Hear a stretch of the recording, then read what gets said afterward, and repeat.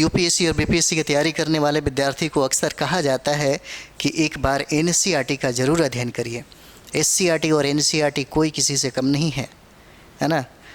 BPSC के विद्यार्थी जो हैं एनसीईआरटी और एससीईआरटी अगर पढ़ लें तो उनका मेंस और पीटी दोनों क्लियर हो जाएगा। हेलो नमस्कार दोस्तों, उम्मीद है आप सभी लोग अच्छे होंगे, बढ़िया होंगे आप सभी लोग। तो अभी हम लोग 8th क्लास का इतिहास देख रहे हैं। 1885 से लेकर के 1947 तक हम लोग देखेंगे। हालांकि बिहार शिक्षक भर्ती के लिए बहुत ही ज़्यादा इम्पोर्टेंट हो जाता है और इंडियन नेशनल मूवमेंट की अगर बात किया जाए तो बीपीएससी टीचर के लिए सिलेबस में ही ऐड किया गया है।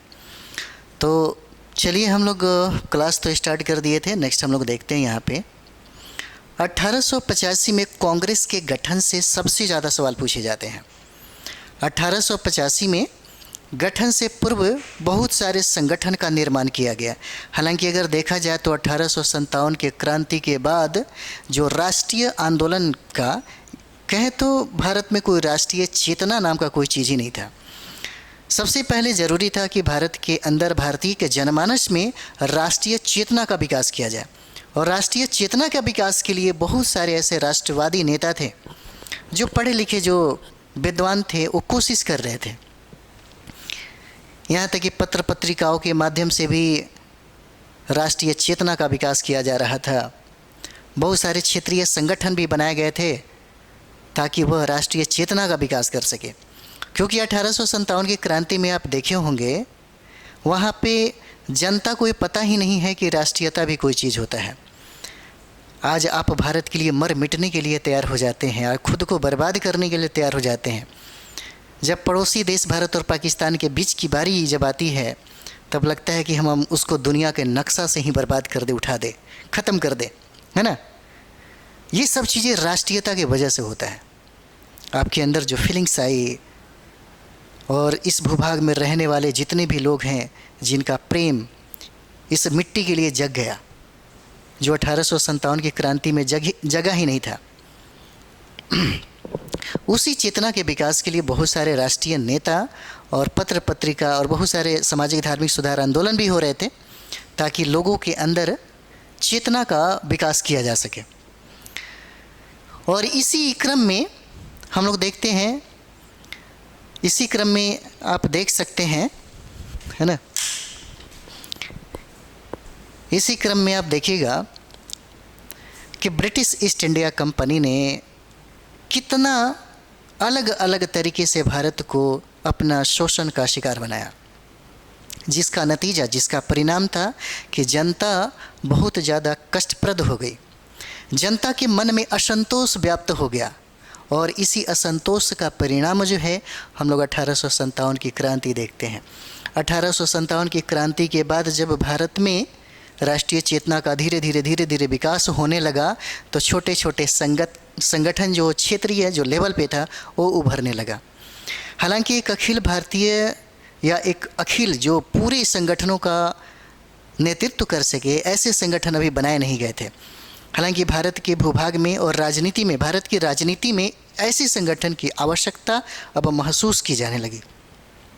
प्रश्न आपसे ये भी पूछता है उसके पूर्व यानी कि 1885 के क्रांति के 1885 में जो संगठन बनाए गए थे उससे पूर्व में बहुत सारे क्षेत्रीय संगठन है जहाँ से डायरेक्ट सवाल पूछे जाते हैं। जैसे हम लोग अभी बात कर रहे हैं यहाँ पे भारत के महत्वपूर्ण राजनैतिक संगठन 1851 और 52 में तीनों प्रेसिडेंसियों में संगठन का, संस्था का निर्माण हो चुका था। यहाँ से सवाल आपसे पूछे जाते हैं। जैसे 1851-52 में देखें तो ब्रिटिश भारत के तीनों प्रेसिडेंसी में शुरू में अलग अलग 3 संगठनों का गठन हुआ और ये संगठन के सदस्य जो थे मुख्यतः अंग्रेज और भारतीय जमींदार थे। जैसे में हम लोग यहाँ पे देखेंगे ब्रिटिश इंडियन एसोसिएशन, बंगाल में इसकी स्थापना किया जाता है। पूछा जा सकता है आपसे ब्रिटिश इंडियन एसोसिएशन की स्थापना कहाँ पे किया गया, तो बंगाल में किया गया। मद्रास में मद्रास नेटिव एसोसिएशन की स्थापना किया गया और बम्बई में बम्बई एसोसिएशन की स्थापना किया गया। इस संस्था यानी कि इस एसोसिएशन के पीछे जो सदस्य इसमें शामिल थे वो सदस्य जमींदार थे। वो सदस्य इसमें अंग्रेज थे, इसलिए यहाँ पे आम लोगों की बात नहीं किया जाता था, वो लोग अपनी हित की बात करते थे। बाद में धीरे धीरे आप देखते होंगे 1867 में पूना सार्वजनिक सभा की स्थापना महादेव गोविंद रानाडे ने किया। यहाँ पे पूना सार्वजनिक सभा की स्थापना महादेव गोविंद रानाडे ने किया और इसके सदस्य जो शामिल हुए वह मध्यम वर्गीय सामान्य लोग थे। अब यहाँ से प्रारंभ होता है। महात्मा गांधी, आप देखिएगा जब भारत के राजनीति में जब प्रवेश होता है 1919 में महात्मा गांधी का सक्रिय रूप से राजनीति में प्रवेश हो जाता है। तब तक कांग्रेस की स्थिति वैसी नहीं थी जो महात्मा गांधी के प्रवेश के बाद हम लोग देखते हैं। यानी कि पूर्व की अगर बात किया जाए तो कांग्रेस का जो नेतृत्व था मात्र एक मुट्ठी भर उन लोगों के हाथों में सिमट के रह गई थी जो शहर में रहते थे, कुछ पढ़े लिखे मुट्ठी भर लोग थे जो पढ़े लिखे थे। लेकिन बाद में महात्मा गांधी ने इसी कांग्रेस को उन लोगों के हाथों से छीन करके आम जनता के बीच में लाया। ये बहुत बड़ी बात है। यानी कि जनता की जो भागीदारी थी वो कांग्रेस में बढ़ते चली गई और इतना विशाल रूप धारण कर लिया कि आने वाले वक्त में यही कांग्रेस और महात्मा गांधी में फ़र्क करना मुश्किल हो गया। एक तरफ कांग्रेस को महात्मा गांधी कहा जाए या महात्मा गांधी को कांग्रेस कहा जाए, दोनों में कोई फ़र्क नहीं पड़ता। लेकिन अभी कांग्रेस का गठन नहीं हुआ। अभी कांग्रेस के गठन के पूर्व की ये सारी संस्थाएं हैं। तो पूर्व में जो संस्थाएं काम करती थी यहाँ पे, वो संस्था मात्र यहाँ के अमीरों का, यहाँ पे कुलीनों का, यहाँ पे ज़मींदारों का और यहाँ पे उन अमीर वर्गों का, यहाँ पे उन शाहूकारों का ही प्रतिनिधित्व करती थी। उन्हीं के हित के बारे में, उन्हीं के से संबंधित संदर्भित जितने भी कुछ संगठन बनाए जाते थे उन्हीं के हित में काम करता था। यानी कि ये जितने भी संगठन अभी बनाए गए वो सब क्षेत्रीय लेवल का था। कोई राष्ट्रीय नेतृत्व करने की क्षमता इसके अंदर नहीं रखती थी। लेकिन कहीं ना कहीं इन सारे संगठनों को फील हो गया कि हमें एक अखिल भारतीय स्तर पे एक संगठन की ज़रूरत है जो बाद में कांग्रेस के रूप में सामने आती है। तो यहाँ से प्रश्न पूछा जाता है, बंगाल में ब्रिटिश इंडियन एसोसिएशन की स्थापना किया गया और मद्रास में मद्रास नेटिव एसोसिएशन की स्थापना किया गया और बम्बई में बम्बई एसोसिएशन की स्थापना किया जाता है 1851 में। पूछा गया सवाल है, पूछा जाता है। यहाँ से हम लोग जितने भी अभी पढ़ेंगे सब एग्जाम में पूछा जाता है, इसलिए याद करना जरूरी है। 1867 में पूना सार्वजनिक सभा की स्थापना हुआ था और जिसकी स्थापना महादेव गोविंद रानाडे ने किया था। महादेव गोविंद रानाडे ने किया था और कहा जाता है कि इसके सदस्य जो थे मध्यम वर्गीय सामान्य लोग थे। मध्यम वर्गीय सामान्य लोग थे। आपको ये बात पता होगा, महात्मा गांधी पहली बार आंदोलन में जितने भी सामान्य वर्ग के जो लोग थे उन्हीं को खींच करके इस आंदोलन में लाया। आपको पता होगा, देश की जो आज़ादी है या देश की स्वतंत्रता की बात जो करता है या कोई भी संगठन की बात करता हो, क्या कोई भी संगठन की बात करता हो या कोई भी संस्था चलती है ना, उसमें जो केंद्र में जो लोग रहते हैं वह मध्यम वर्ग के ही लोग रहते हैं। आपको क्या लगता है, आप सरकारी नौकरी के पीछे पागल हैं, आप बिहार शिक्षक भर्ती में एक टीचर के पद के लिए इतना मेहनत कर रहे हैं, आप सिविल सर्विस बनने के लिए, सिविल सर्वेंट बनने के लिए आप इतना मेहनत कर रहे हैं। क्यों मेहनत कर रहे हैं? क्योंकि आप भी मिडिल क्लास से बिलोंग करते हैं। आप एक करोड़पति अरबपति होते तो क्या लगता है कि आप सरकारी नौकरी के पीछे, है ना, मात्र 2% ही जहाँ पे वैकेंट है उसके लिए आप लड़ते नहीं लड़ते। तो ये सब जो काम है किन लोगों का काम है? मिडिल क्लास के जो लोग हैं उनके पास कोई रास्ता नहीं है, न रहने के लिए घर है, न खाने के लिए अनाज है ना।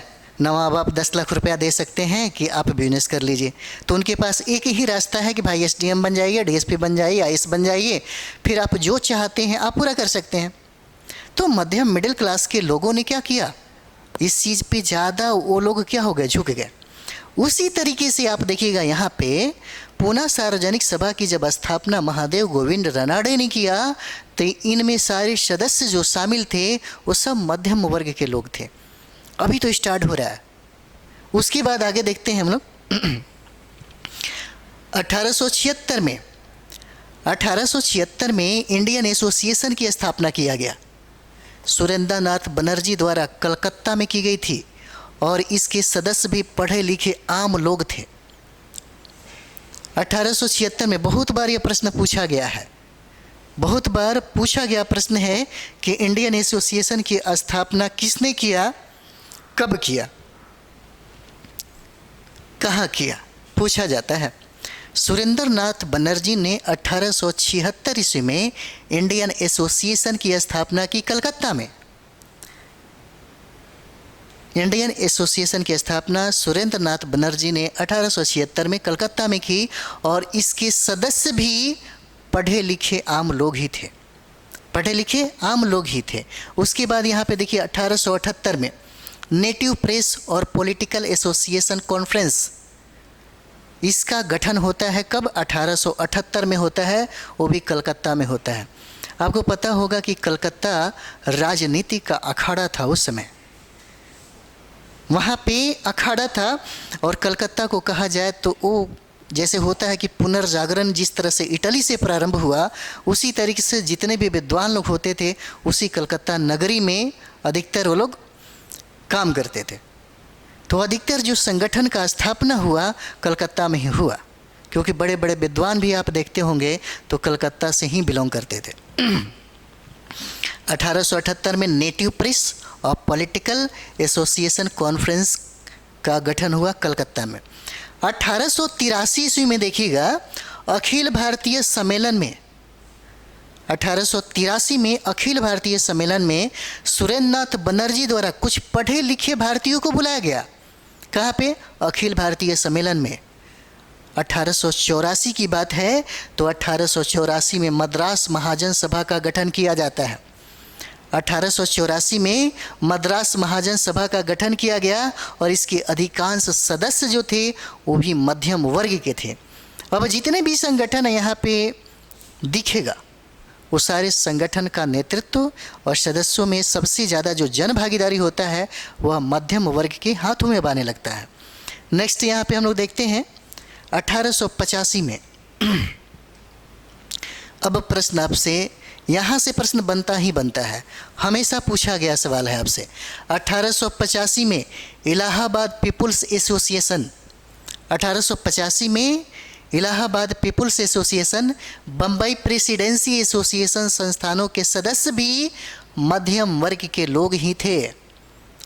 अब कहानी 28 दिसंबर 1885 को है। अब हम लोग यहाँ पे देखेंगे 28 दिसंबर 1885 को भारतीय राष्ट्रीय कांग्रेस की स्थापना होती है। 28 दिसंबर यानी कि भारतीय राष्ट्रीय कांग्रेस का जो जन्म है वो 12 बजे दिन में, वह रविवार का दिन है, रविवार का दिन। और गोकुल दास तेजपाल संस्कृत विश्वविद्यालय में इसका स्थापना, इसका जन्म होता है भारतीय राष्ट्रीय कांग्रेस का। 28 दिसंबर 1885 को पूछा जाता है। हालांकि विद्वान लोग पहले शुरू में पूना में इसकी गठन के बारे में सोचा था, प्रस्तावित था, लेकिन वहाँ से वो प्रस्ताव जो है वो ख़त्म कर दिया गया। वजह था कि पूना में हैजा फैल गया, जिसके वजह से यह संगठन का जो स्थापना दिवस था वो टाल दिया गया और लेकर के आया कहाँ पे, बम्बई में लाया गया। बम्बई में ये गोकुल दास तेजपाल संस्कृत विद्यालय में इसकी स्थापना 28 दिसंबर 1885 को किया गया। यहाँ से प्रश्न जो है पूछा जाता है। हम लोग यहाँ पे दो चीज़ें करेंगे। सबसे जो ज़रूरी है जहाँ से प्रश्न पूछे जाते हैं, अधिकतर जो अधिवेशन है कांग्रेस का, अधिकतर अधिवेशन जहाँ से प्रश्न बनाए गए हैं, अधिकतर प्रश्न पूछे जाते हैं, वहीं पे हम लोग बात करेंगे, है ना। पढ़ने के लिए तो बहुत सारी चीज़ें हैं। तो देखिए भारतीय राष्ट्रीय कांग्रेस 28 दिसंबर 1885 को याद रखिएगा, वो 12 बजे का दिन है, रविवार का दिन है। रविवार को 12 बजे इसका जन्म होता है ना। रविवार 12 बजे दिन में इसका जन्म होता है, वो भी बम्बे में जन्म होता है ना, बम्बे में। गोकुलदास तेजपाल संस्कृत विद्यालय में इसका जन्म होता है। देखिए, कहा जाता है 1850 के बाद राजनीतिक संगठनों से जुड़े लोगों के मन में देश के प्रति एक सोच विकसित हुई। कब? यहाँ पे देखिए 1850 में, है ना, 1850 में कहता है के बाद राजनीतिक, है ना, संगठनों से जुड़े लोगों के मन में, जो लोग राजनीतिक संगठन का नेतृत्व कर रहे थे, जो लोग जुड़े हुए थे, उनके मन में एक विचार आया। उनके मन में आया कि देश के प्रति एक बेहतर तरीके का सोच पैदा करना चाहिए।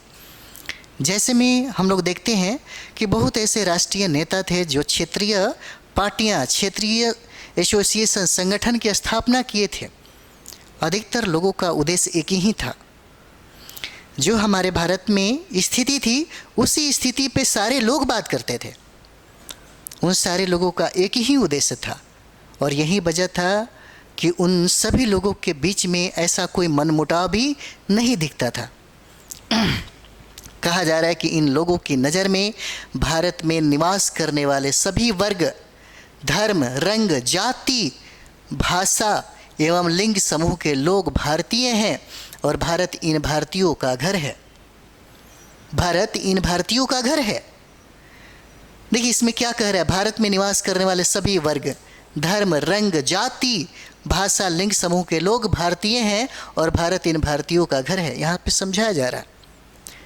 1885 के पहले, यानी कि कह सकते हैं कि 1857 तक लोगों को ये बात पता ही नहीं था। हर व्यक्ति एक दूसरे से लड़ाई करता था। आप देख लीजिए, भारत छोटे छोटे टुकड़ों में बटा हुआ था। भारत जो है छोटे छोटे टुकड़ों में बटा हुआ था। हर जमींदार दूसरे जमींदार को नीचा दिखाने के लिए दूसरे से युद्ध करते थे। कभी छोटे छोटे जमींदारों में कभी एकता स्थापित हुआ ही नहीं, कभी एकता स्थापित नहीं हुआ। अगर भारत के जमींदारों या भारत के राजपूतों की अगर बात कर दिया जाए, अगर इनके अंदर थोड़ा सा भी भारत के प्रति प्रेम या राष्ट्रीयता की भावना थोड़ा भी अगर होता, तो आपको क्या लगता है? विदेशी आक्रमणकारी भारत में आकर के सफल हो जाते? बिल्कुल सफल नहीं होते। क्या लगता, अगर भारत में जो हम लोग सामाजिक संरचना जितना जटिल देखते हैं, अगर वो सामाजिक संरचना जटिल नहीं होती तो भारत का इतिहास कुछ और ही होता, है ना। और यही वजह था, यही तो कहा जा रहा है, वो सब चीज़ें भारत में नहीं थी। सभी लोग अपना वर्ग, धर्म, जाति, पंथ, भाषा, लिंग, सभी चीज़ों में अलग अलग बटे हुए थे। उन लोगों को ये समझाना बहुत मुश्किल था कि भारत इन भारतीयों का घर है। भारत इन भारतीयों का घर है। इसके लिए सामाजिक सुधार आंदोलन भी चलाया गया। बहुत ऐसे लोगों ने हमारे वेदों के तरफ में लोगों को कहा, देखो, हमें अपने अतीत में झांकने को कहा, हमें अपने इतिहास में ताकने को कहा, और हमें अपने संस्कृतियों पे गर्व करने की बात कही, ताकि लोगों के अंदर या लोगों के जो प्रेम है, जो राष्ट्रीयता की भावना जो पनप सके, ऐसी कुछ काम यहाँ पे किया जाने लगा। यहाँ के संसाधन एवं व्यवस्था पर भारतीयों का हक होना चाहिए। जब तक अंग्रेज यहाँ से बाहर नहीं जाएंगे, भारत भारतीयों का नहीं हो सकता। भारत भारतीयों का नहीं हो सकता। क्योंकि आपको पता होगा 1857 की क्रांति में ऐसा थोड़ी था कि अंग्रेज़ों के पास बहुत सारी सेनाएं थीं। सेना बहुत ज़्यादा नहीं था, लेकिन वो आधुनिक विचारों से लैस थे। उन लोगों के पास जो सबसे बड़ा हथियार था वो था समानता, स्वतंत्रता, बंधुत्व, भाईचारा, एकता। ये सब भारतीयों के पास नहीं था। ये सब भारतीयों के पास नहीं था, और यही वजह था कि भारतीय उनके सामने पंगु नजर आए। यही वजह था कि भारतीयों के दिमाग से खेलना उनके लिए बहुत आसान हो गया। जिस चीज़ की अभाव सबसे ज़्यादा भारत के लोगों में पाया गया, वो चीज़ कमज़ोर हो गया। यानी कि अंग्रेजी ईस्ट इंडिया कंपनी के सामने वही कमज़ोरियाँ उन लोगों ने हथियार बनाई, और भारत के लोगों को ही अपने सेना में शामिल किया, और भारत को जीतने में कोई कसर नहीं छोड़ी। जितने भी अवध देख रहे हैं, मराठा हम लोग देख रहे हैं, जितने भी अंग्रेजी ईस्ट इंडिया कंपनी में शामिल होने वाले जो भारतीय थे वो सब भाड़े के सैनिक थे। उनको ये बात समझ ही नहीं आ रहा था कि हमारा भारत से कोई लगाव भी है, कोई लगाव नहीं था। यही वजह था कि राष्ट्रीय चेतना का विकास ही नहीं हुआ था हमारे भारत में। और यही चीज़ें तो आपको कह रहा है, यही चीज़ें तो कह रहा है यहाँ पे कि जब भारतीय ईस्ट इंडिया कंपनी जब भारत में आती है और यहाँ पे इस तरीके से आर्थिक शोषण करने लगती है, और ये बात भी भारत के लोगों को पता नहीं था। हमारे यहाँ से धन का पलायन होता है, हमारे यहाँ से धन को इस तरीके से बर्बाद किया जाता है, ये भारत के संसाधनों पर नियंत्रण अंग्रेजी सरकार का है, बल्कि इस पे मेरा होना चाहिए। भारत के लोगों को ये पता ही नहीं था कि हम भारतीय हैं। ये जो चेतना थी, ये चेतना जागृत ही नहीं हुआ था। और इसी चेतना को जागृत करने के लिए, इसी चेतना को जागृत करने के लिए बहुत सारे आंदोलन, बहुत सारे पत्र पत्रिका के माध्यम से बहुत बड़े बड़े विद्वान इस पे काम कर रहे थे। सामाजिक धार्मिक सुधार आंदोलन भी हो रहा था। भारतीयों का नहीं हो सकता। इसी तरह अपने देश के प्रति लोगों में राष्ट्रीयता की भावना का विकास होने लगा, राष्ट्रीयता की भावना का विकास होने लगा और राष्ट्रवाद का जन्म हुआ। धीरे धीरे इन संगठनों की राष्ट्रवादी चेतना और गहरी होती चली गई। इस भावना का आधार यह सोच थी कि भारतीयों को भारत और यहाँ के लोगों के बारे में सोचने, समझने और काम करने की आज़ादी होनी चाहिए। इस तरह भारतीयों में राष्ट्रीयता की भावना जगी। इसे पनपने में कई कारणों ने मिलजुल कर भूमिका निभाई, कई कारणों ने मिलजुल कर भूमिका निभाई, है ना। कई कारणों ने मिलजुल कर भूमिका निभाई। अभी बहुत सारी चीज़ें हैं। हम लोग SCERT की किताबें पढ़ रहे हैं, है ना। एक बार अच्छे तरीके से पढ़िए। अगर आपके पास किताबें हैं तो ज़रूर एक बार अध्ययन करिए। कंप्लीट करना है एक बार में। अगर आपको बिहार शिक्षक भर्ती अगर एक बार में कंप्लीट करना है तो इस किताब को पढ़िए। 71 BPSC के लिए, 71 BPSC के लिए जो विद्यार्थी तैयारी करना चाह रहा हो उनके लिए सबसे बेहतर है। UPSC और BPSC की तैयारी करने वाले विद्यार्थी को अक्सर कहा जाता है कि एक बार NCERT का ज़रूर अध्ययन करिए।